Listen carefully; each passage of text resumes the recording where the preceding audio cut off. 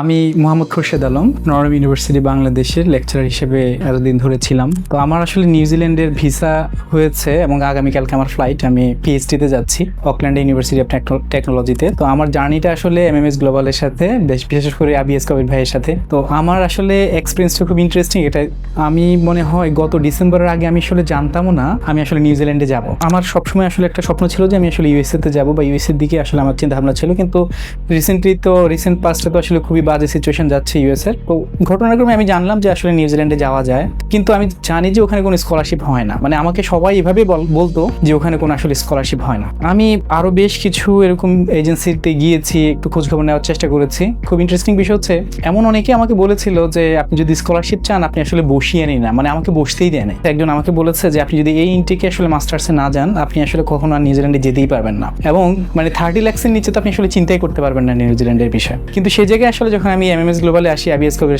ভাইয়ের সাথে যখন কথাবার্তা বলি, তখন ভাই আসলে আমাকে খুবই সাহস দেন যে না, আপনার যেহেতু আসলে পিএইচডি করাটা স্বপ্ন, আপনি মাস্টার্সেরটা হচ্ছে যে একেবারে সেকেন্ড অপশন হিসেবে চিন্তা করবেন, ফার্স্ট অপশন আপনি ওইভাবেই চেষ্টা করেন। এবং উনি যথেষ্ট পরিমাণ গাইড আমাকে করেছেন, কখনো নিরাশ করেন নাই, এবং উনি আসলে যথেষ্ট পরিমাণে ইনফরমেশন দিয়ে আমাকে হেল্প করেছেন, যে যখন যেটা যেভাবে দরকার সেভাবে উনি আসলে আমাকে গাইড করেছেন। এই জার্নিটাতে পুরোপুরি আসলে আবিএস কবির ভাইয়ের প্রতি কৃতজ্ঞতা জানাতে চাই, বা ওনার প্ল্যাটফর্ম এমএমএস গ্লোবালকেও আসলে কৃতজ্ঞতা জানাই।